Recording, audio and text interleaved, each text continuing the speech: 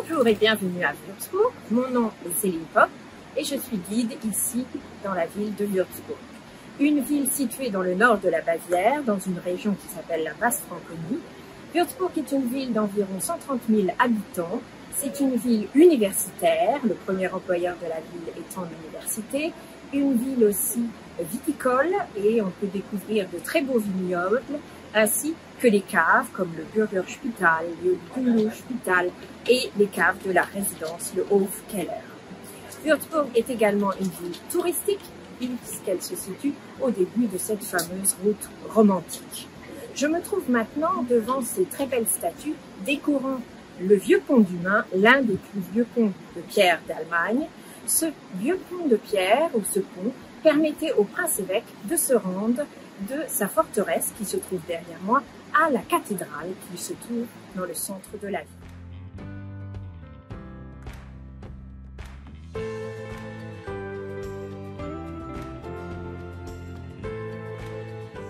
Nous voilà maintenant devant l'hôtel de ville de la ville de Würzburg, comprenant un complexe particulier avec sur votre droite la partie la plus ancienne datant du Moyen-Âge appelée le Grafen-Eckart, ensuite au milieu le bâtiment rouge datant du XVIIe siècle et sur votre gauche l'ancien couvent des Carmélites racheté au XIXe siècle pour agrandir le tout. Devant l'hôtel de ville se trouve une très belle fontaine, la fontaine Kirröhrenbrunnen aux 4 dauphins, avec en son sommet Franconia, la patronne de la Franconie. Et en dessous, les 4 vertus cardinales de la chrétienté, la force, la tempérance, la sagesse et la justice. Ce lieu est très aimé, notamment pour rencontrer des amis. Nous voici maintenant arrivés sur la place Saint-Kilian, située entre l'église Neumünster et la cathédrale Saint-Kilian que vous pouvez admirer derrière moi.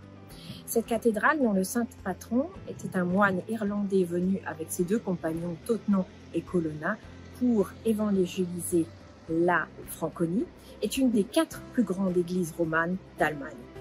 À l'intérieur comme à l'extérieur, on peut admirer les influences des différents styles architecturaux, le roman, le gothique et le baroque. Parmi les joyaux dans cette cathédrale se trouvent les monuments funéraires consacrés au prince-évêque et certains ont été réalisés par le célèbre sculpteur Tillmann Riemenschneider.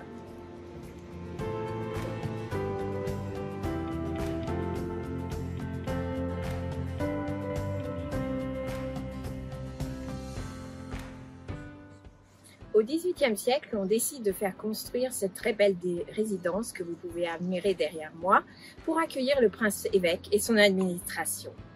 Le gros œuvre a été réalisé de 1720 à 1744 et après on a continué avec les décorations intérieures et l'agencement des jardins.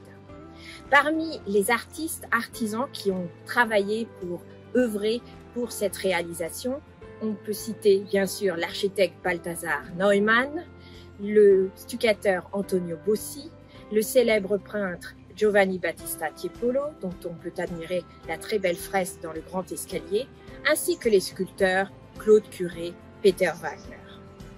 La résidence est inscrite depuis 1981 sur la liste du patrimoine mondial de l'UNESCO.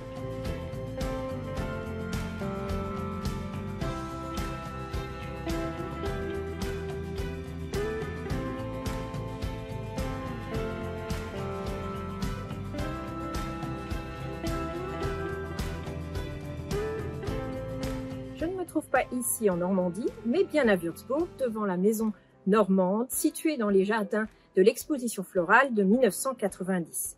Cette maison est un témoignage de la ville de Caen avec une architecture traditionnelle telle qu'on peut en trouver dans la région du Pays d'Auge. Elle a été réalisée par des artisans normands, choisis par la Chambre de métier et de l'artisanat du Calvados.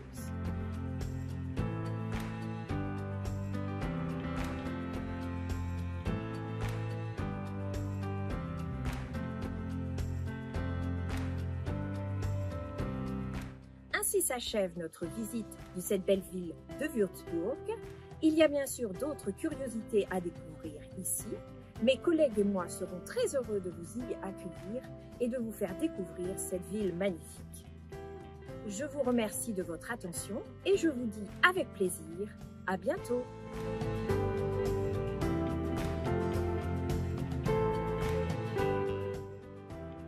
nous serons heureux de vous revoir à Würzburg. We are looking so much forward to meet you again in Würzburg. Wir freuen uns, in Würzburg wiederzusehen.